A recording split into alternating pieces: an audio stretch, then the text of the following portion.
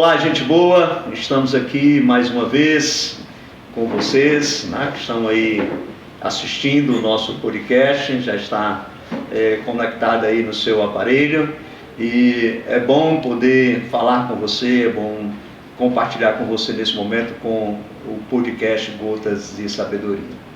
Como nós já falamos aqui em outra oportunidade, esse podcast ele tem o propósito de compartilhar com você sobre sabedoria, né? Sobre as experiências daqueles que vêm aqui conversar conosco, da sua caminhada cristã, daquilo que Deus tem feito, daquilo que Deus está fazendo e daquilo que Deus fará na vida deles, as experiências, e eu tenho certeza que essa ação de Deus na vida deles, né, pode reverter em bênção para você, né? Sabe, porque com esses nossos podcasts nós queremos dar a você a condição de você fazer boas escolhas, né? E de distinguir o que é bom e o que é ruim, né? E é assim que é o sábio. E nós sabemos que a palavra de Deus, ela é que dá sabedoria a nós. O sábio Salomão, ele diz que o princípio da sabedoria é o temor do Senhor, né? E esse é o nosso propósito com esse podcast, de trazer a você da palavra de Deus, experiências e aquilo que Deus faz em nossa vida. Mas nós chamamos você para ser nossos parceiros, tá? É importante que você seja o nosso parceiro. Você que está aí assistindo, você já deu o seu like, curta aí esse vídeo, né? E também você compartilha aí com as suas redes sociais, compartilhe com as pessoas no seu Facebook, no seu Instagram, né? No seu Twitter. Faça isso, né? No X agora, né? Não é mais Twitter não, agora é X, né? Pois é. Isso, então compartilha aí, e se você ainda não é inscrito no nosso canal, se inscreva, é muito importante, né? É muito importante. A gente tem muitas pessoas que assistem, mas acabam não curtindo, né? Assistem e também não compartilham. É bom que você faça toda essa tarefa conosco, porque assim você vai estar ajudando para que a plataforma faça com que esse material chegue ao maior número de pessoas, e com certeza assim você está contribuindo a divulgar a palavra de Deus e levar uma gota de sabedoria para as pessoas. Nesta oportunidade, nesse nosso episódio de hoje, nós temos a grata alegria, né, de receber conosco o pastor Manuel Delgado. É um amigo muito precioso, é um bom tê-lo aqui conosco nessa oportunidade, e seja um tempo precioso aqui contigo. Amém. Muito bom, reverendo Berato. É bom estar aqui, bom estar nesse podcast. Aliás, a igreja, pós-pandemia, tem um legado, né? Esse legado é esse compartilhamento de conteúdo de qualidade na internet. Fico feliz de estar hoje aqui com vocês. Essa foi a bênção da pandemia, né? Nós tivemos as dificuldades, tivemos a luta, muitas mortes, infelizmente, muito sofrimento, muitas famílias choraram seus entes, mas também deixou um legado de que a igreja aprendeu, né? A igreja começou a utilizar este rico material, né? Essa tecnologia para divulgar a palavra do Senhor. Pois é, pastor, é muito bom tê-lo conosco. Qual a sua origem mesmo? De onde é que é o pastor Manuel? Fala um pouquinho aí, de onde é que vem o pastor Manuel, né? Sua família, fala um pouco para nós aí. Eu sou cuiabano, né? Pete Comatite, né? De Tiapa, por enquanto, né? Porque você sabe a origem de Tiapa e Cruz? Não, sei não. Isso aí eu como fiz história, né? Eu acabei pesquisando sobre isso. De Tiapa é que a certidão de nascimento antigamente era uma chapa que era uma espécie de carimbo, que era uma chapa de metal, e aí fazia um carimbo assim que formava a certidão de nascimento. E Cruz é o cemitério. Então aquela frase, sou cuiabano de Tiapa e Cruz, é que eu sou cuiabano do nascimento até a morte, entendeu? Essa é a ideia. Mas eu, por enquanto, sou de Tiapa, né? De Cruz ainda não. Tem mais coisa para fazer aí. Tem mais coisa para fazer. Mas a minha família é de São Paulo, né? Eles vieram para o Mato Grosso, como muita gente. Rondonópolis é assim, Cuiabá é assim, Mato Grosso como um todo é assim, né? Então, pessoas que vieram desbravar, desenvolver e que acabaram relacionando com a cultura local, que também é muito rica, muito calorosa. Então, assim foi a minha família, e eu acabei me estabelecendo em Cuiabá mesmo. Casou-se? Casei com uma mineira, Oh, né, de mineira, Belo vai. Horizonte, a Alzeni. Tenho uma filha, a Ana Heller, tem 16 anos já, compõe músicas, hinos cristãos, cânticos, Olha que né? Ela tem uma banda, por falar nisso, é fã do Manga, viu? Você que tava ali falando do Manga, né? É fã do rock cristão, né? Vamos colocar assim, esse gênero musical. E é uma benção, é uma família voltada para o ministério, como a sua, pastor. Isso, Que, aliás, eu maravilha. tive a alegria de saber mais e conhecer. Isso. Aí, conta um pouquinho para nós, pastor, como é que foi a sua experiência com Jesus, quando é que se deu, a sua conversão, como é que foi? Fala um pouquinho para nós, compartilha aí com os nossos... Amém. que Bom, tá assistindo. primeira coisa, assim, da minha experiência de conversão, a minha experiência com Jesus, né?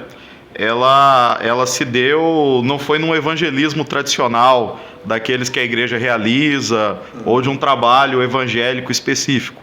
Minha experiência de conversão foi a partir do fato de que eu era um católico praticante. Eu fui líder de pastoral salesiana, fui líder legal. da articulação juvenil salesiana, estudei no Colégio São Gonçalo, que é o principal colégio salesiano lá em Cuiabá. Fui presidente do Grêmio Estudantil, participei dos grupos, e aí tinha um grupo da Pastoral da Juventude Estudantil que criou grupos de estudo bíblico. E aí um amigo meu melhor amigo, era um catequista, Eduardo Graça, e eu começamos a estudar a Bíblia, e ao estudar a Bíblia nesse grupo, Deus falou conosco. Olha que beleza. Aí eu costumo brincar com ele, né? Sempre que eu conto a história da minha conversão, eu conto a dele, né? Eu falo que eu preguei para ele e ele pregou para mim. Né? Estudando juntos a Bíblia. Estudando juntos a Bíblia. Mas na verdade é a palavra de Deus. Exato. A palavra de Deus, a Bíblia diz, ela é viva e eficaz. Isso você estava com 19 anos por aí? Um pouco menos, 17 anos. 17 anos. 17 anos isso aconteceu, Que para maravilha. 18. E aí a gente vinha subindo ali a rua 13 de junho, em Cuiabá. Quem conhece Cuiabá sabe que é a rua da Igreja Presbiteriana Central, o templo histórico. E a gente vinha subindo a rua 13 de junho, debatendo qual igreja evangélica nós seríamos. Olha aí. Né?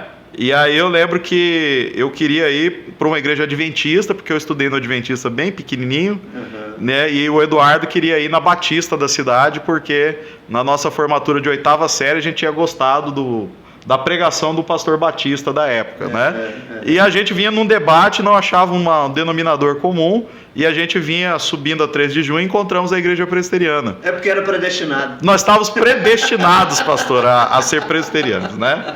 Aliás, uma das doutrinas importantes nossas. E nós entramos na igreja, a gente até achou estranha, que ela tem um formato, né, de templo histórico britânico, né? Com tijolinho à vista, né? Eu acabei estudando isso depois como historiador, né? Mas é um projeto do William Vadel, tem toda uma história, que é o fundador de engenharia do Mackenzie, e é aquele templo histórico que nos chamou a atenção, nós entramos... Mais de 120 anos, não é lá? A igreja sim, mas o templo é da década de 20. Da década de 20. Ele é centenário, o templo já tem... Acho que ele é de 1921. Já foi tombado? Não. Já é tombado patrimônio histórico, eu já. Eu fui pastor lá em Natal, na Central, e lá é tombado o templo também. Isso, tem e é um 120 anos. É isso, e aqui, o nosso templo ali de construção, acho que ele é de 1921, a pedra fundamental. Olha. Agora a igreja presbiteriana é de 1913. 1913. Então já vem um tempo já mais de um século. E é interessante, né, que a nossa história foi essa. A palavra de Deus, eu posso resumir a minha história de conversão, que foi uma experiência com a palavra de Deus, e a vocação que Deus realiza é viva e eficaz. É interessante então, né, pastor, assim, nenhum presbiteriano, nenhum batista, nenhuma denominação chegou para evangelizar você, para pregar para você, assim, expor o evangelho para você. Vamos dizer assim, houve tentativas prévias, né? Mas eu, como era um católico praticante, eu estudava apologética católica, né? E aí eu ficava refutando ainda essas pessoas, né? Então eu ainda me gabava disso, que né, eu era católico praticante, que não ia vir qualquer evangélico me convencer e tudo mais, mas bastou Deus me convencer, foi o suficiente. Pois é, nesse momento que vocês começaram a estudar a Bíblia com profundidade, grupo, né, foi que Deus foi falando ao coração de vocês, né? Exatamente. Por quê? Como foi isso? À medida que a gente estudava a palavra, nós começávamos a perceber algumas algumas diferenças algumas entre a nossa contradições. espiritualidade, prática de fé, e aquilo que o Evangelho propõe em Jesus Cristo. E essas diferenças, elas começaram a nos incomodar. Por exemplo, Jesus ele fala no Sermão do Monte sobre uma fé cristã simples, em que nós não fazemos repetições de orações. E isso era uma prática que a gente fazia lá na Igreja Católica, né, com o terço, com a repetição das rezas, das orações. E eu comecei a me questionar sobre isso. Jesus ele fala sobre um modelo de fé simples, centrado num Deus triuno, né, que é adorado em espírito e em verdade, e sem a mediação de ninguém a não ser de Jesus Cristo. E aí, quando nós olhávamos nossa prática religiosa, a gente começava outros mediadores, né? outros mediadores, outras propostas. Então essa espiritualidade do Evangelho foi apaixonante. Nós nos apaixonamos por Jesus das Escrituras e pela verdade bíblica, vamos dizer assim. Legal. E à medida que a gente foi chegando a isso, eu fui questionando meus líderes católicos, né? E aí um deles me deu a seguinte resposta: olha, isso que você está me perguntando é muito difícil. É tão difícil que você teria que estudar uns 7 a 10 anos teologia e ainda não ia responder plenamente. Aí eu peguei e falei: olha, eu acho interessante essa sua observação, mas eu acho que eu não tenho todo esse tempo e eu fico com o Evangelho e o que Jesus está dizendo aqui. Nós temos algo em comum, né? Eu fui noviço carmelita, né? Sim. E também tive uma jornada, uma caminhada na Igreja Católica também, foi bem semelhante assim, né? E eu me lembro, viu, pastor, que na minha conversão foi o pastor Amauri, da Igreja do Nazareno, né? Eu falei para você, Amauro, que me evangelizaram, né? Sim. E aí eu me converti, depois foi que eu escolhi a denominação. A denominação. Okay. E aí quando eu fui para a Igreja Presbiteriana, aí o pastor Amauri falou bem assim, eu orei tanto, né, a gente estava fazendo amizade, estava tentando trazer você para o Evangelho, e você... eu falei assim, você é porque eu era predestinado, né? É isso mesmo. Mas o reino de Deus ficou do mesmo tamanho, né? E Deus nos trouxe para servir nesse ministério. Mas é muito legal, né? Legal essa questão. Mas pastor Maurício é gente boa. Pastor Maurício, missionário Mauro, foram muito importantes. Eles oraram pela nossa conversão. Pastor, e aí? Você então começou a sua vida cristã ali na Igreja Presbiteriana Central de Cuiabá. Isso. Ali na Igreja Presbiteriana de Cuiabá, eu fui líder de adolescentes. Depois eu fui líder da mocidade. E logo depois de 2 anos na igreja, eu tive a vocação ministerial. Essa vocação ministerial, para mim, ela era uma quebra de várias coisas. Porque eu tinha um projeto de vida quando eu estava um jovem adolescente ali na Igreja Católica, né? Havia muito investimento da igreja em mim, católica. Eu sou muito grato por esse investimento. Sou realmente, na minha formação intelectual, falava com o senhor, né? Minha formação moral, muitas coisas de liderança, fui muito investindo muito. A Deus pelo tempo que eu... investiram na minha vida, né? E eu estava me preparando para ser um político. Meu desejo era ser um político. Ser o governador do estado. Daí em diante, né? E eu queria também a carreira do direito. Então a minha ideia era ser promotor e da promotoria eu ir para a vida pública como um político. Fazer a cadeia. Isso, então eu já tinha esse projeto, né? E havia um grande investimento na minha vida ali. Quando foi a minha conversão, tudo isso perdeu sentido. Não que isso seja mal em si mesmo, mas o chamado ministerial, ele é de tal forma que ele nos envolve e tudo mais torna-se de menor valor. Né? Então foi isso que aconteceu. Eu fui chamado ao ministério e esses projetos acabaram ficando de lado mesmo. Eu deixei para trás. Não foi fácil, na minha família não foi tão simples assim, que eles acharam que eu estava ficando doido, né? Mas depois eu tive a alegria de ver minha mãe convertida ao Evangelho e meu pai no final da vida também convertido ao Evangelho. Isso. Essa convicção do chamado, você deu quando? Você já estava quanto tempo na igreja? Tinha 2 anos. Com 2 anos, teve um acampamento no Água Viva e um pastor chamado Valvir, que ele é músico cristão, ele veio ministrar. Ele foi um dos pioneiros do Milad, né? E quando ele veio ministrar naquele retiro, Deus usou a vida dele, o testemunho dele, para que eu desejasse o ministério. E eu fui muito atraído por Deus ao ministério. Quando teve ali algum momento de oração no retiro, né? Aqueles movimentos maravilhosos que tem nos acampamentos, eu me consagrei ao Senhor, né? Primeiro passo a partir daí foi procurar a liderança da igreja, o pastor Hélio, na época, falando da minha vocação ministerial. Ele colocou uma regra, que antes de eu ir para o seminário eu tinha que fazer um curso superior. Né? Aí eu me lembro. O Presbitério de Natal também usa essa estratégia, né?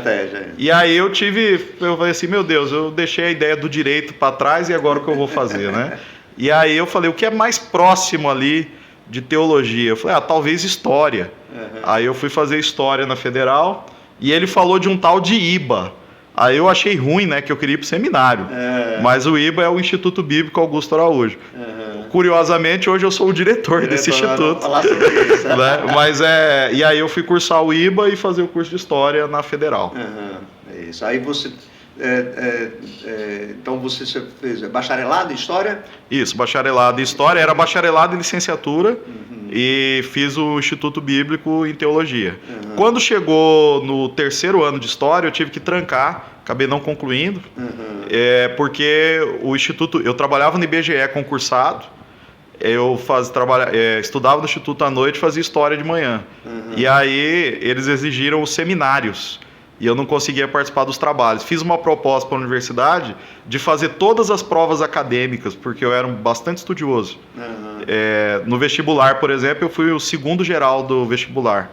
Então eu era bem estudioso, mas eles não... Mas aí depois você retomou com o tempo?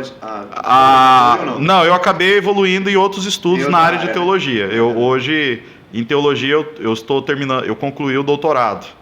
Né? Então eu continuei pós, mestrado e doutorado em teologia e sou professor de história da igreja, nunca me desvinculei da história. Legal. Né? É uma área que eu gosto, eu já era autodidata de história antes de fazer o curso de história. Aí você foi ordenado então pelo Presbitério de Cuiabá? Fui ordenado pelo Presbitério de Cuiabá. Isso. Aí serviu lá na Igreja Central? Servi na Igreja Central, servi na Igreja Betânia, o reverendo Nelson e João Petrecelli. Nelson é gente fina, teve aqui com o proletor do aniversário da nossa igreja. Isso, tive na Betânia, depois estagiei com o Francivaldo na Igreja do Itapajé, um tempo também, e depois eu fui convidado para ser evangelista e depois pastor ordenado ali no Ministério da Igreja Central em Cuiabá. Central. Aí você pastoreou quantos anos na Central? Como pastor auxiliar, né? Como pastor auxiliar, cerca de 8 anos, mas como evangelista e auxiliar, uns 10 anos. 10 anos de ministério ali. Então você pegou o pastorado. Quem marcou o seu pastorado, a sua vida cristã lá na igreja? Você pegou muita gente. Eu peguei 4. Eu peguei Cabral, mas aí não como pastor, como membro. Pastor Hélio, que foi titular depois do Cabral.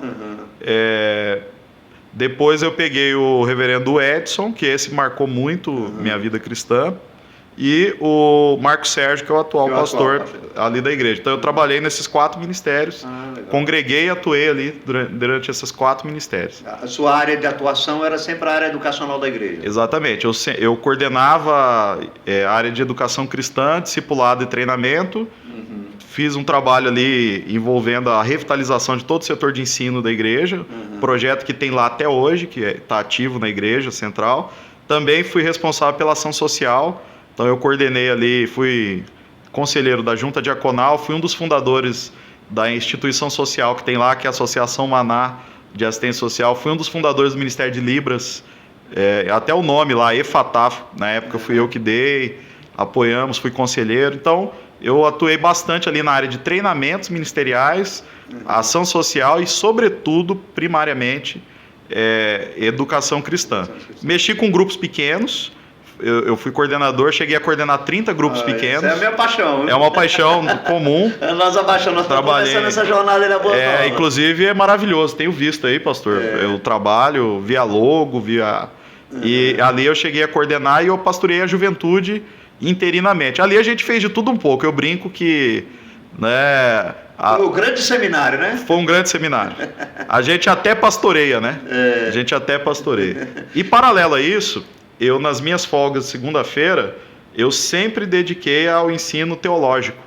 Então, durante esses 20 anos, eu sempre dei aula de teologia nas minhas folgas e ofertava... No IBA e na faculdade metodista, que me chamou. Também. E eu ofertava as minhas aulas, e foi o meu contato com o ensino teológico. Que legal. Pastor, aí você teve uma contribuição no presbiterianismo lá no norte do estado, não é isso? Exatamente. Fala para nós aí dessa experiência lá no norte, né? Então, inclusive nós vamos ter pessoas assistindo lá, hein? Olha aí, a cidade linda lá do norte, né? Fala aí um pouquinho para nós. Exatamente. Eu tive pastoreando em Lucas do Rio Verde. É bonito. Uma cidade ali na BR. Essa cidade é só pelo nome. É bonito, né? Uma cidade na BR 163, né? Você tem ali um cinturão de cidades prósperas do agronegócio, como a nossa Rondonópolis é uma cidade próspera. E ali naquele cinturão de cidades você tem Nova Mutum, você tem Lucas do Rio Verde, Sorriso e Sinop. Então é um cinturão de cidades ali. E aí, Lucas do Rio Verde, dessas 4 cidades, ela é a cidade que tem o serviço público mais reconhecido, mais eficiente. E tem a escola lá é fantástica, né? Isso, é considerada a melhor educação do centro-oeste do Brasil. Então, isso contando Brasília, Distrito Federal, tudo. Então, é considerada a melhor educação pública do centro-oeste, lá, né? do centro-oeste do Brasil. Então, é algo que enche os olhos. Enche os olhos ali. E eu acompanhei isso em loco. Você foi para lá quando? Eu fui para lá em 2012. 2012. Fiquei lá até 2021. Bom tempo, então foi um tempo bom. E inclusive quando eu vim, eu estava eleito por mais um ano e recebi uma contraproposta da igreja continuar pastoreando eles. Então foi uma relação muito boa lá que a gente desenvolveu. E realmente a gente voltou a Cuiabá. Eu conversando com ele aqui em off, né? A gente conversando, ele fala muito bem aí da igreja, hein? Os irmãos aí são preciosos, né? Muito queridos mesmo. A construção lá da igreja foi com você, não? Ou já tinha um projeto? Como é que foi? Então, esse é um ponto importante, né? Tanto na construção do Templo Novo da Igreja Central, que hoje é o maior auditório presbiteriano do Brasil, eu participei. Recebendo o Supremo Concílio. Recebendo o Supremo Concílio. Eu fui da equipe pastoral que lançou esse projeto. Então eu tenho a alegria de ter pregado na Pedra Fundamental. Eu era o caçulinha da equipe, mas estava lá, né? Aí depois eu coordenei a comunicação institucional, né? A parte de campanha de marketing, de divulgação, de mídias, toda a comunicação institucional, né? A gente não usa a palavra marketing, usa comunicação institucional. Isso. E eu participei de todo esse projeto lá. Depois, quando eu fui para Lucas do Rio Verde, novamente, havia um projeto do pastor Tiago Carraro. Esse projeto ele tinha não se desenvolvido, né? E quando eu assumi a igreja, nós retomamos o projeto, atualizamos o projeto.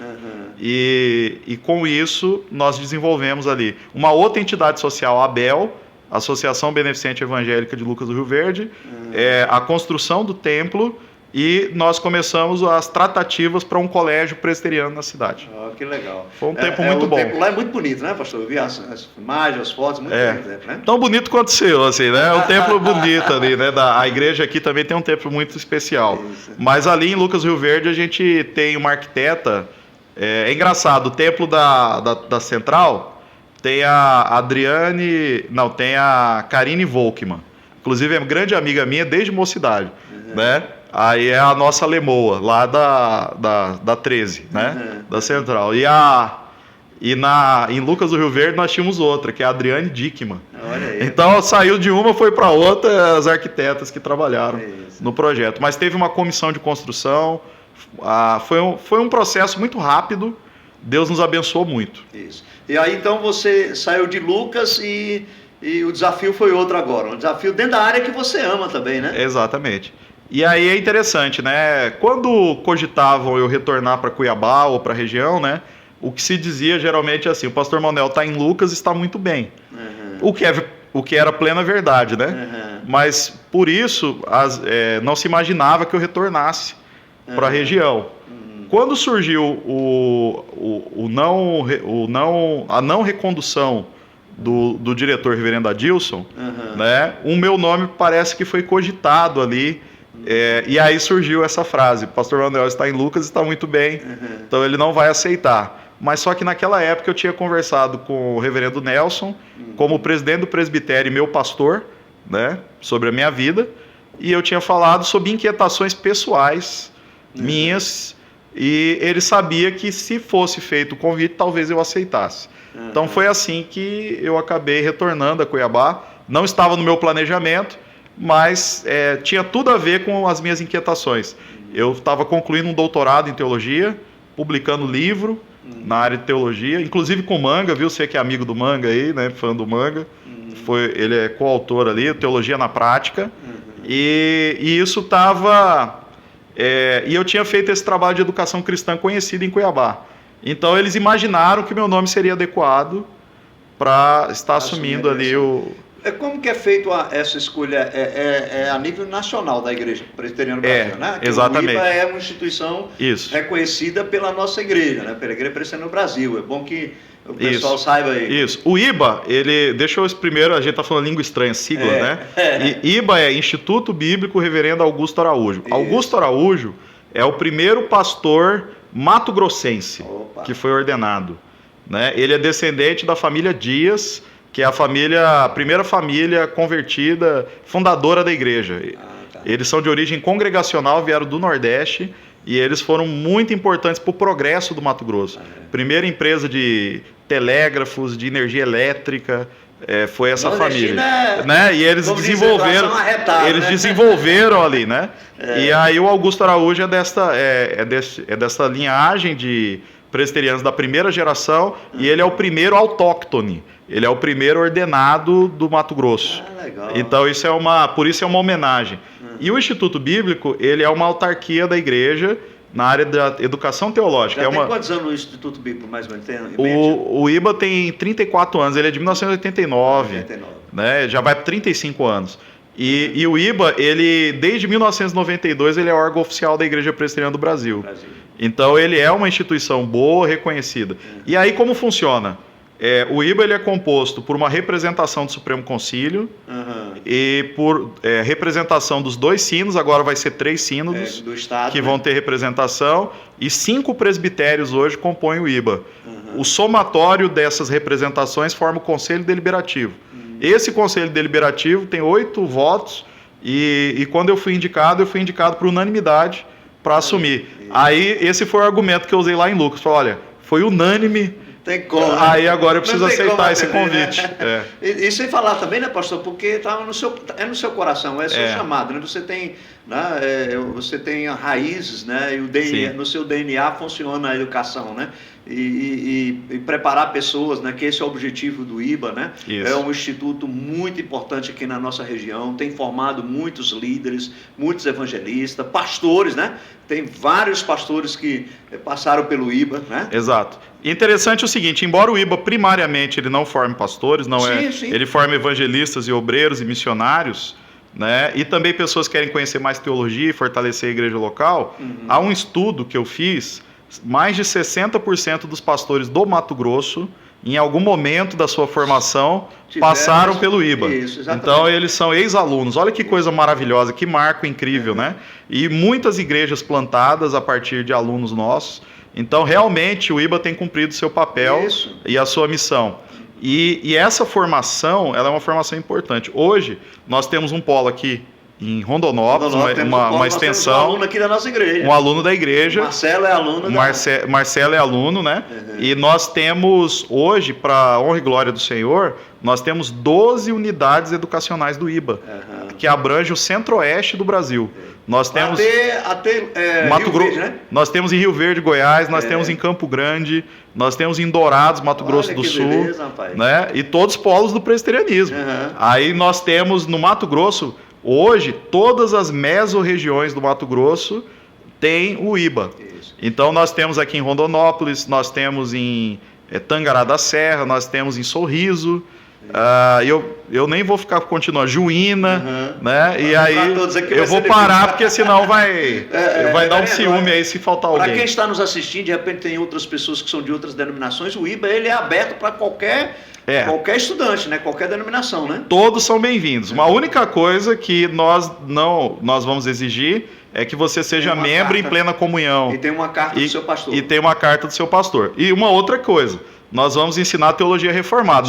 Não vamos pedir licença para ensinar, mas só que nós vamos ensinar de tal forma que a gente respeita o seu ministério local e a sua denominação. Mas é aberto. É aberto. Inclusive, nós temos muitos alunos que têm vindo e cooperado conosco. Isso. Inclusive, a gente está lançando uma campanha agora de mídias no IBA para o Mato Grosso, né? Instituto Bíblico, ou IBA, Teologia Reformada é aqui. Pronto. Porque muita gente não sabe que tem uma instituição de teologia conhecer, né? que já ama a teologia reformada, mas não sabe onde tem. Você congrega no outro. Isso não quer dizer que você vai ter que sair de sua igreja. Não. Mas conhecer um princípio da teologia reformada, daí o IBA, né? Você pode ir lá e conhecer mais sobre a teologia reformada, né? Exatamente. Pastor, que maravilha, pastor, a gente batendo papo sobre o IBA aí, né? Essa instituição, essa casa de profetas que tem abençoado. Inclusive teve estudantes, se eu não me engano, parece da África, né? Lá com vocês, né? Justamente. Africanos. Nós temos um plano de internacionalização do IBA, e aí nós temos alunos de Guiné-Bissau. Agora vai vir o primeiro interno de Angola, já está em tratativas. Que legal. E nós já tivemos etnias indígenas, né, que mandaram estudantes para o IBA, para devolver para suas igrejas indígenas. E também nós tivemos alunos do Chile, na época da parceria do João Petrecelli no Chile, ex-diretor, e também alunos da Argentina. Olha aí. Então o IBA ele tem uma e da Bolívia, da Bolívia também, o Elmer, o reverendo Elmer. É internacional. Internacional. Tivemos até o Rubem, não é Rubens. Rubens é o pastor que vai para a Argentina.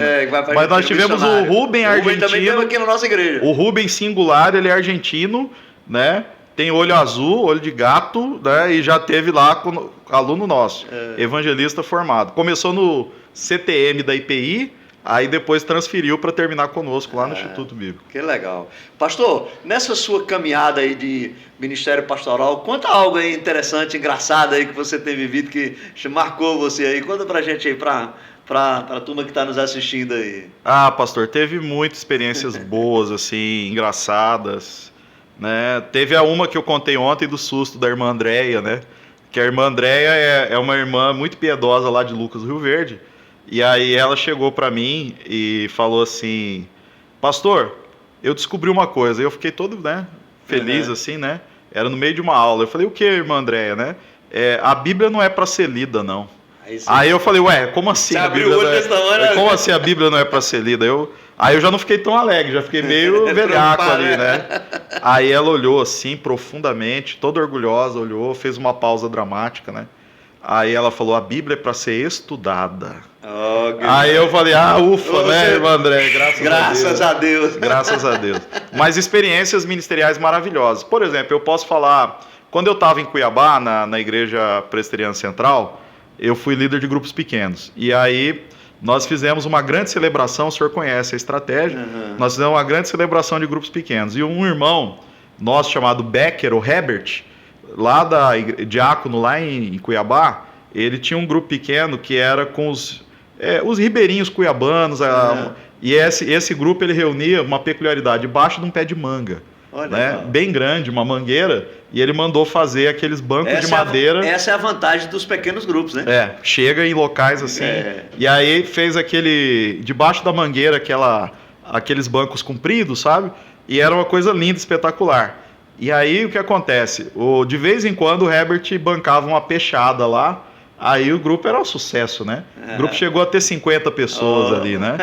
E aí eu tive a ideia, né? Às vezes umas ideias, né, arrojadas, né? Eu tive a ideia de pegar todos os membros da igreja de Cuiabá, né, que eram dos grupos pequenos, e participar da grande celebração neste grupo. Olha aí. Aí foi juntar todos os grupos, né? Foi todo mundo para debaixo da mangueira, né? Então, imagina, teve irmãos me ligando assim, falando assim: pastor, veja bem, eu estou procurando no GPS do meu carro aonde fica o pé de manga e não estou encontrando. Né? Aí eu comecei a perceber naquele momento que eu acho que eles estavam me dando alguma dica, né?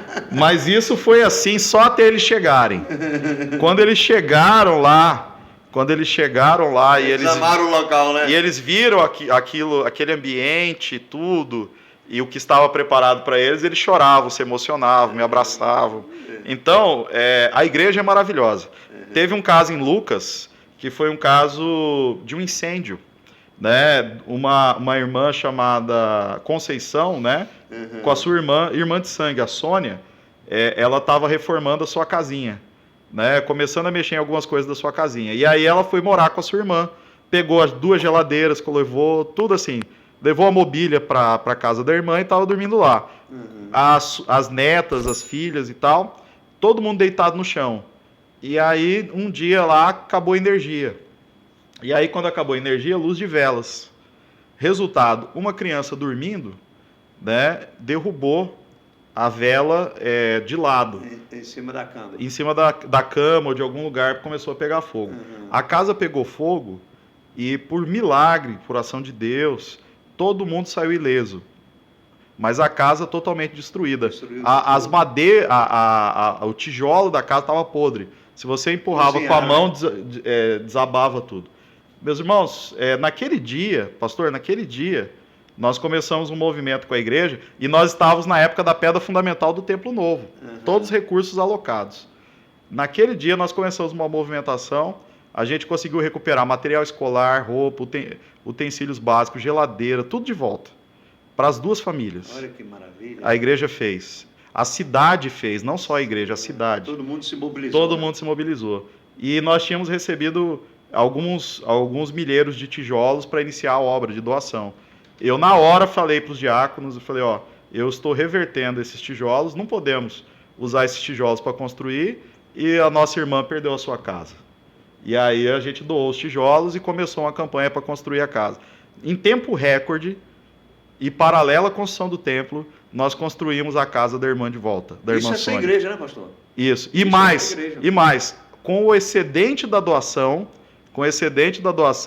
a gente falou, puxa vida, mas a casa da irmã Sônia vai ficar novinha, e a casa da irmã Conceição, que é viúva, que é a irmã que também participou do incêndio, ela vai ficar incompleta. Aí nós também reformamos a casa da... Aí nós inauguramos as 2 casas, pastor. As 2 casas totalmente construídas. Então, a igreja, ela tem esses milagres. Ela tem essas histórias. E isso é ser igreja, né? É verdade. A igreja não pode abandonar, o que Paulo fala, que nós devemos... Mano, serve um cafezinho para nós aí, ô. Agora é a hora, hein? Agora é a hora. Ele saiu, pastor. Ele saiu. Agora é a hora, hein? Olha aí, Gabriel. Gabriel tá aí nos dando apoio, Gabriel. Ele serve e sorri. Aí, olha pronto, exatamente. Você sabe que Neemias era bom nisso, ele virou copeiro do rei, né? Virou copeiro do rei, exatamente. Bom demais. Maravilha. É um cafezinho aí, é Eduardo que faz o cafezinho, né? É o nosso cameraman aí. Parabéns, Eduardo. Viu, pastor? Hoje em Cuiabá, além do IBA, você assumiu um outro compromisso. Nós estávamos compartilhando, você hoje está dando um apoio a uma comunidade pelo presbitério. Isso. Até para os irmãos lá da igreja que vai nos assistir. Fala a igreja presbiteriana Morada do Ouro, meu amigo pastor Juliano. O pastor Juliano se mudou para Campinas para fazer o mestrado dele e está de licença do ministério. E aí ele se ausentou no meio do ano. Eu fui designado pastor relator. E ali tem alguns irmãos muito amados que caminharam comigo desde a época da Central, porque ali era uma congregação da Central que se organizou a igreja. É uma igreja no bairro Morada do Ouro, e nós estamos ali num trabalho de acompanhar esses irmãos, apoiar o ministério. É uma igreja que tem 2 seminaristas e tem um candidato ao Sagrado Ministério. Então é uma igreja pujante, tem um trabalho.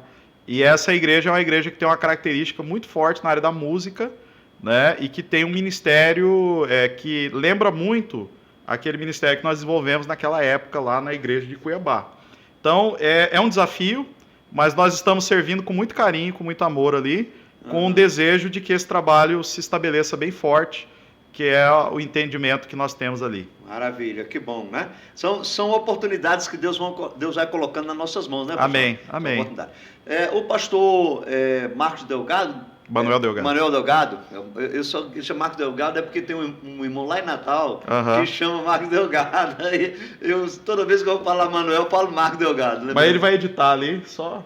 Não, mas precisa editar não. Maravilha. Manuel Delgado. Reverendo Manuel Delgado, ele está aqui na nossa igreja nesse final de semana, 5, 6 e 7 de julho, né, ministrando sobre o livro de Apocalipse. E ontem, né, na sexta-feira, foi a nossa abertura. Foi fantástico. O pastor trouxe para nós uma visão de como estudar Apocalipse. E aí nós gostaríamos de aproveitar essa oportunidade e a gente conversar um pouquinho também sobre o Apocalipse, né? Tem muita gente que tem medo do livro, né, pastor? É verdade. Esse negócio de bicho de 7 cabeças, de tantos olhos, de fogo. Exato. Isso dá medo, né? Espada que sai da boca. Fogo. É verdade. Então, o livro de Apocalipse, ele é um desafio para a igreja. E nós sabemos entre nós, pastor, que até pastores têm um pouco de medo de ensinar Apocalipse. Que ele tem medo de gerar uma celeuma na igreja e não conseguir explicar. Mas o livro de Apocalipse, pela própria mensagem dele, ele deve ser lido. Ele deveria ser incentivado. Por quê? Porque, primeiro, a palavra Apocalipse significa revelação. Revelação de Jesus Cristo. Ele é uma revelação sobre a palavra de Deus e o testemunho de Jesus, que é o que a gente começou a falar ontem. E essa mensagem, ela é uma mensagem que tem um caráter simbólico, mas uma vez entendido o simbolismo, o que traz ali é o evangelho puro e simples.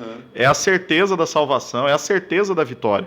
William Hendricks, um grande estudioso do livro de Apocalipse, um comentarista bíblico, um pastor reformado, que ele tem uma vasta obra de obras publicadas, né? Ele escreveu um comentário chamado Mais que Vencedores, em que a tese central dele é que o livro de Apocalipse mostra a nossa vitória em Cristo. Dr. Eldon Led, ele usa uma expressão, né, esperança abençoada, ou bendita esperança, que é a citação de Tito, capítulo 2, verso 13, aguardando a bendita esperança. Então, a bendita esperança cristã, ou a esperança abençoada, é Jesus Cristo voltando à volta de Jesus. E o livro de Apocalipse fala sobre isso. Corretamente compreendido, não dá medo, não. Dá ânimo, esperança e alegria. Aliás, para enfrentar os desafios, né? Isso. Inclusive, ele foi escrito para motivar os crentes que estavam passando por perseguição, né? Exatamente. Havia 2 problemas naquela época. A perseguição externa sobre o imperador Domiciano, um imperador tirano, né, por volta do ano 85, Nero, né? Tão cruel quanto Nero, né, o protótipo do anticristo, né, dos tiranos da história, e ele governou, e isso se dá entre o ano 85 e 95, né, e esse homem, ele perseguiu a igreja, e ele matou muitos cristãos. E além disso, tinha uma heresia perigosa que negava a divindade de Jesus, é o proto-gnosticismo, que no 2º século vai se estabelecer como gnosticismo. E esse pensamento herético, ele causou um prejuízo enorme à igreja, causou uma série de dificuldades, e João, imagina, e aí para fechar o quadro, João, o último apóstolo vivo, está preso na prisão de Patmos, de segurança máxima. E aí, de lá que ele vê Jesus Cristo, e ele contempla a nossa vitória. Jesus Cristo, ele não é mais o servo sofredor da primeira vinda, ele é o Cristo da glória, Pantocrator, né? Senhor de tudo, que venceu e ele traz a nossa recompensa. Então, em Cristo nós temos esperança. Eu gostei muito daquele desafio que você fez para a gente conhecer, né? Porque a gente tem as definições escatológicas, né? Pré, pró, amilenista, né? Isso. E assim, eu gostei muito da escada. Fala um pouquinho da escada aí para nós, para a gente estudar como a gente chegar a um conhecimento, a discernir, né? Até mesmo a simbologia de Apocalipse, né? Exato. Então, a escada hermenêutica, né, é uma forma que eu encontrei de estudar por mim mesmo o material escatológico, as profecias bíblicas. E isso aconteceu quando eu fui convidado para uma semana teológica num seminário, e eu fui convidado para ser o conferencista. E aí eu falei, antes de eu dar essa conferência, eu já tenho uma visão particular, né? Mas eu queria estudar todas as passagens bíblicas. E eu descobri o seguinte, que nós estudamos melhor esse tema se nós partimos das passagens claras em direção às passagens mais difíceis. Então, por exemplo, você tem Jesus e os evangelhos. Se você parte de Jesus e os evangelhos, você vai descobrir com clareza o que está sendo ensinado. Depois você vai para Atos e as epístolas de Paulo, as cartas do Novo Testamento. Você vai ter mais clareza ainda. E aí depois você vai para o material do Velho Testamento e depois você vai para a literatura apocalíptica, que é o livro de Daniel e porções de Ezequiel e o próprio livro de Apocalipse. Então, qual que é o grande problema? E só então a gente vai olhar essas tais correntes da escatologia. Falando dessas correntes, né, só para o ouvinte não especializado, são 3 principais. Você tem o amilenismo, você tem o pré-milenismo e você tem o pós-milenismo. Então vamos explicar um pouco isso.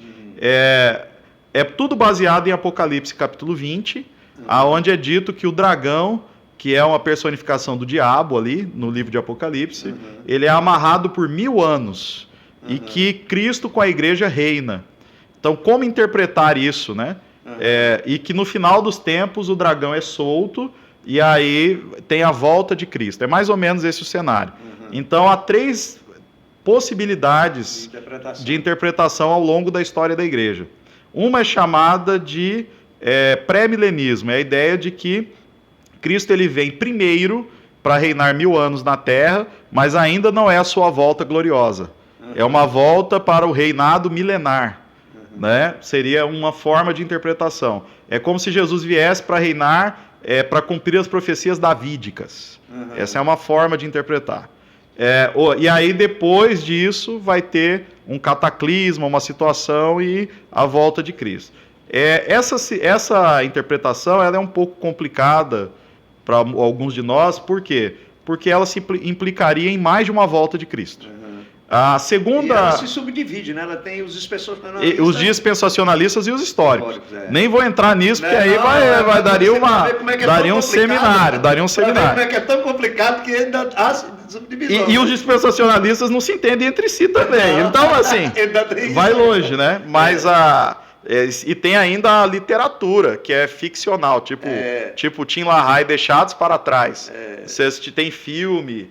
E é por essa razão, né, e por uma Bíblia de estudo de Darby, né, essa forma se tornou mais difundida, até entre os evangélicos no Brasil, né, é a mais difundida. Existe o pós-milenismo, que era uma visão muito otimista, é aquela ideia de que Cristo vai reinar, vai governar, né, de que maneira? À medida que o evangelho é pregado, os países vão melhorando, a economia melhora, a sociedade melhora, não é literalmente Cristo voltando ali, mas é uma ideia de um avivamento global, o mundo todo bacana, o mundo todo excelente. Quando a gente olha o mundo, a gente não vê essa melhoria toda. Então, depois da Primeira e Segunda Guerra Mundial, as tradições chamadas pós-milenistas perderam muito espaço. E existe o amilenismo, que essa palavra A significa 100, né? É a ideia de que o milênio ele é simbólico, e ele representaria o período entre a primeira vinda de Cristo e a segunda vinda de Cristo. E nesse período, entre a primeira vinda de Jesus e a segunda vinda dele, existe um tempo para a proclamação do Evangelho. E nós já reinamos com Cristo nos lugares celestiais. Ou seja, nesse sentido, há um reino. Lá em Efésios. Não de mil... As partes simples ajudam a entender as complicadas. Exatamente. Né? E aí, vamos dar um exemplo simples aqui, que é a volta de Cristo, que é o exemplo que eu dei ontem. Quando você pega nos Evangelhos, não há dúvida nenhuma, Jesus Cristo volta uma única vez. Uma única vez, exatamente. E mais, já mata qualquer tipo de interpretação lá na frente. E outra, diz que ele vai voltar o dia e a hora ninguém sabe, e diz que será visível como relâmpago que sai do Oriente e se mostra no Ocidente. Né? Ou seja, vai ser visto pelo mundo todo. Então essa é a volta de Cristo. Ela não é secreta, ela é pública, ela é visível a todos e ela é repentina, não sabemos o dia e a hora. Isso é o que os evangelhos mostram. Tessalonicenses mostra isso. Quando a gente chega no texto simbólico, a gente não pode pegar o texto simbólico e ler de uma forma diferente. Então isso já dá uma dica de como a gente deve fazer com os demais assuntos. Então a gente parte das passagens absolutamente claras para iluminar as mais difíceis. Se a gente fizer isso, a gente já elimina várias dúvidas antes de chegar na discussão. Aí fica, dessa forma, fica fácil você ler Apocalipse, né? Fica. Na verdade, fica fascinante, pastor. Fica fascinante. Fascinante. A palavra correta é essa, fica fascinante. Essa é a 11ª vez, com o convite que o senhor me fez, é a 11ª vez que eu estou expondo o livro de Apocalipse às igrejas. E eu quero dizer que todas as vezes a mesma reação. A igreja se emociona, a igreja se alegra muito, a igreja sai absolutamente grata e ela fica dizendo, por que não estudamos esse livro antes? Então, meus irmãos, estudar a palavra de Deus, estudar Apocalipse é maravilhoso. Um outro aspecto, Apocalipse é um desafio para nós, porque ele é o livro que mais faz citações, alusões e referências ao restante da Escritura. Então, quando você lê o livro de Apocalipse, você vai estar tendo assim uma sinestesia, uma soma de percepções, leituras, realidades da Bíblia toda. Então é maravilhoso. Você reencontra a árvore da vida, você reencontra o Éden, você reencontra os rios, né? Você reencontra a descrição da terra prometida, a arca da aliança, você reencontra tudo, tá lá. Você encontra os querubins, os seres viventes, os anjos, você vê o cordeiro que tira o pecado do mundo, que era tipificado no Velho Testamento. Então, o livro de Apocalipse, ele é realmente o fechamento do canon das Escrituras, ele fecha a Bíblia com pompa e circunstância. Que maravilha, né? É precioso. Então, você que está nos assistindo aí, leia o livro de Apocalipse e siga essa orientação, né, que o pastor está dando aqui, da escada hermenêutica, né, para você compreender as passagens bíblicas, né, de Apocalipse, sobre a escatologia, sobre a volta de Jesus, sobre os últimos acontecimentos. Então, para você compreender, começando a ler os evangelhos. O que os evangelhos dizem, né, pastor? O que os evangelhos dizem? O que o livro de Atos diz? Cada livro, as cartas paulinas, depois os próprios livros até porque, como você colocou ontem, é interessante, né? Porque tem as profecias que já se cumpriram. Isso. E as profecias que vão se cumprir. Exatamente. Um estudioso de escatologia, ele fez um estudo de cada profecia bíblica. E ele chegou à conclusão que 50% delas já se cumpriram. Né? E isso nos dá a plena certeza do restante. Que as outras se cumprirão. Que as outras se cumprirão. Agora, isso traz para nós uma certeza de que é chamada escatologia inaugurada. A escatologia inaugurada são as profecias que já se cumpriram. E a escatologia futura é a certeza ou a bendita esperança que nós temos de que as demais se cumprirão. Então, quando você estuda esse material, você tem plena certeza de que a Bíblia é a palavra de Deus. Só um parêntese. Pouca gente sabe, mas Sir Isaac Newton, o grande físico, né, ele se aposentou mais cedo da física porque ele tinha um estudo que ele considerava de ordem mais elevada. Sabe qual era o estudo? O estudo das profecias bíblicas. Olha aí, e para Newton, a Bíblia era tão absoluta que ele se impressionava com o fato de que ela havia profetizado com precisão inúmeros acontecimentos da história. E isso intrigava ele tanto que ele antecipou sua carreira para se dedicar ao estudo das profecias bíblicas. Olha quanto que a Bíblia, corretamente compreendida, ela fascina as mentes mais inteligentes, mais brilhantes, porque ela é a palavra de Deus e ela desafia qualquer um a testar se ela é de fato o que ela diz ser. É interessante, né, pastor, porque com relação às profecias bíblicas, aquelas que ainda se cumprirão, né, existem alguns aspectos que a gente não sabe exatamente como é que elas vão se cumprir. Isso. Mas a gente não sabe sim. como montar o quebra-cabeça. Como montar o quebra-cabeça. Vou dar um exemplo aqui, né? Eu anotei isso ontem e mencionei. Eu falei sobre as tipologias, que são aquelas profecias ou referências que apontam para o cumprimento em Jesus. Exemplo, você tem lá o sacrifício de Isaac. Né? Abraão levando o seu filho, seu único filho, Isaac, a quem ele ama. Remete a João 3,16. Deus amou o mundo e enviou seu filho. Né? E aí, o cordeiro uma tipologia. O filho se submete ao sacrifício.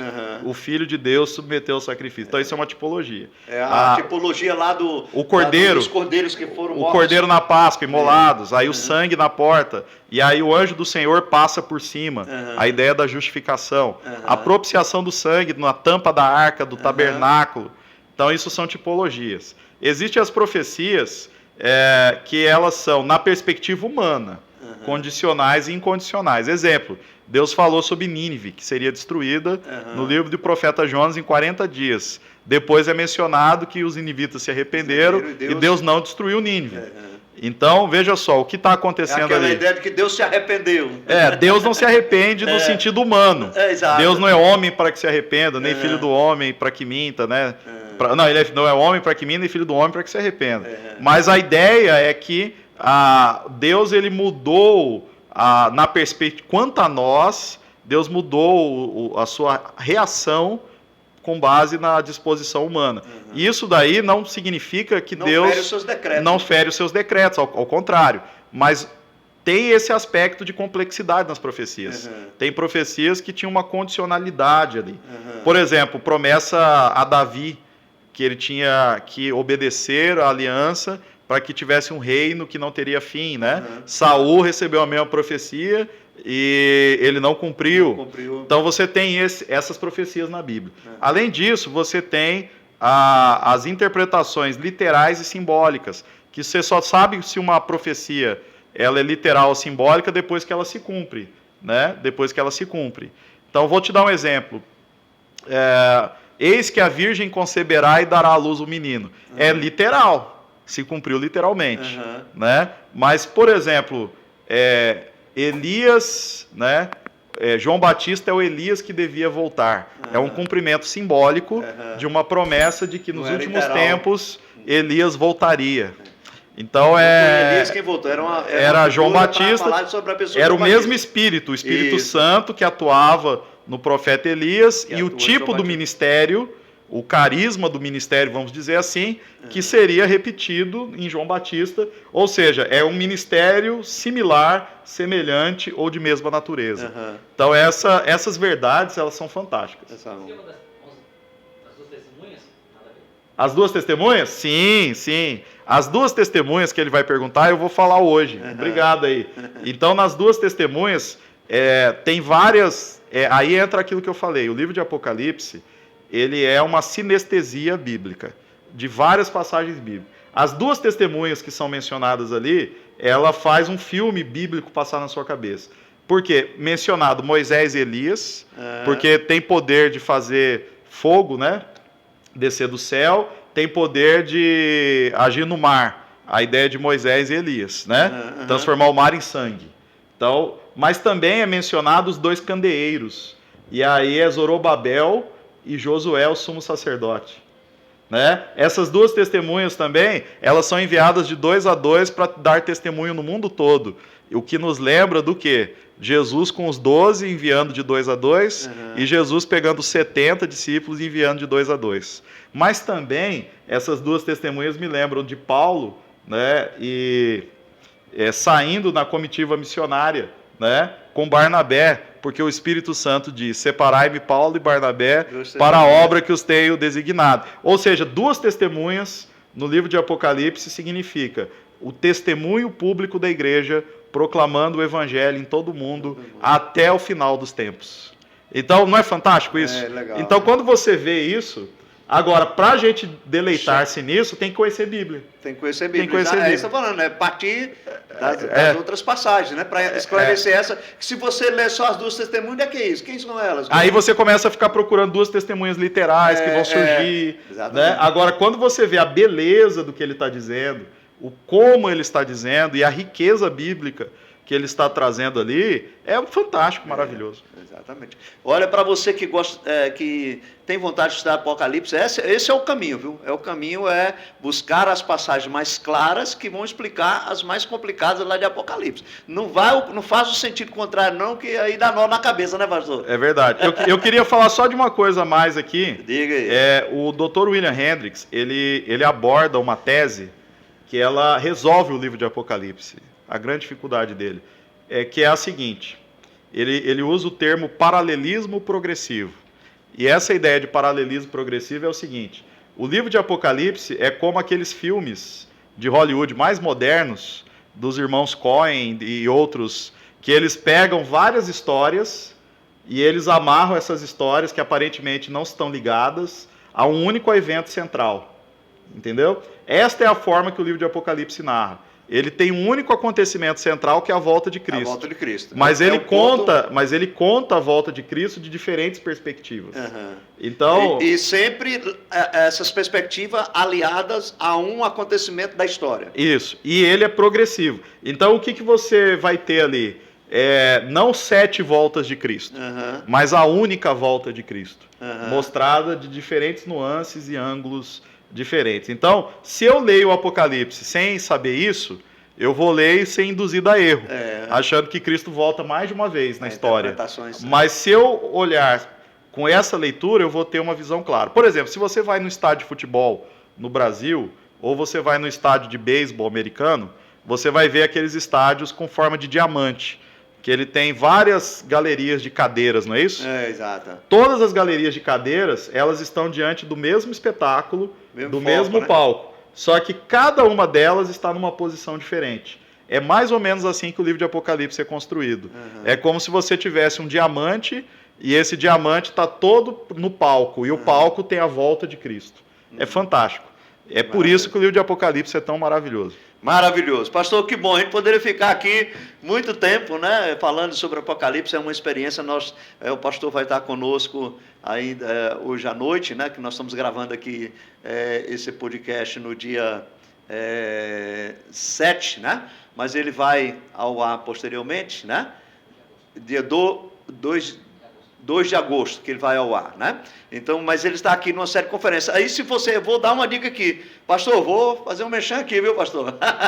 Se você tem interesse de conhecer mais, peça ao seu pastor para convidar o reverendo Manuel Delgado, né? Que com certeza ele vai à sua igreja com muito prazer, né, pastor? Vou com muita alegria. E compartilhar, conversar sobre o Apocalipse. Nossa igreja está sendo edificada, está sendo abençoada nesses dias com a presença, com o estudo de Apocalipse, onde foi maravilhoso. Eu creio que hoje não vai ser diferente, amanhã também, viu, pastor? Amém, amém. E vai ser uma experiência muito grande. Eu tenho sido edificado, desafiado a ler mais Apocalipse e amar mais o livro de Apocalipse. Amém. E encontrar nele o seu objetivo, que é fortalecer a nossa fé. Amém. E a nossa esperança, né?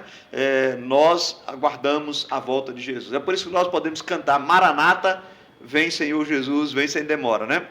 Isso pastor, mesmo. Deixa uma palavra aí, pastor. A gente sempre faz isso com uma palavra de esperança, de ânimo, de uma palavra para fechar aí o nosso podcast, né? Deixa aí com as pessoas que estão nos assistindo aí. Meus irmãos, eu queria compartilhar, eu estava pensando isso desde que eu cheguei aqui. Tito 2,11 diz assim: porquanto a graça de Deus se manifestou salvadora a todos os homens, educando-nos para que, renegadas a impiedade e as paixões mundanas, vivamos no presente século, sensata, justa e piedosamente, aguardando a bendita esperança, a manifestação da glória do nosso grande Deus e Salvador, Cristo Jesus. Então, o que eu gostaria de dizer é que a graça de Deus se manifestou salvadora para que nós vivêssemos hoje, o tempo de hoje, de maneira sensata, justa e piedosa. Olha, três expressões que descrevem o nosso viver, né? Sensata, ter senso, sensatez, né? Justa e piedosa, né? E aguardando a bendita esperança. E qual é a bendita esperança do crente? É a volta de Jesus. Uma igreja que está com esse olhar, ela vai ser frutífera, ela vai ser abençoadora, ela vai amar a Deus, ela vai amar o próximo, ela vai dar testemunho, você vai organizar a sua família de maneira a viver piedosamente. Uma igreja que tem a clareza da volta de Cristo é uma igreja que tem uma clareza para viver no presente. É uma igreja que ama no presente, que sabe o que tem valor eterno e descarta o que não tem valor. E isso tem a ver com o nosso testemunho de vida, de caminhada e também com a nossa chamada para a fé cristã. Então eu gostaria de deixar essa palavra para vocês, dizendo: nós temos uma bendita esperança. Isto é gota de sabedoria, né? Se você quer viver uma vida plena, né, comece a colocar em prática essa esperança gloriosa da volta de Jesus.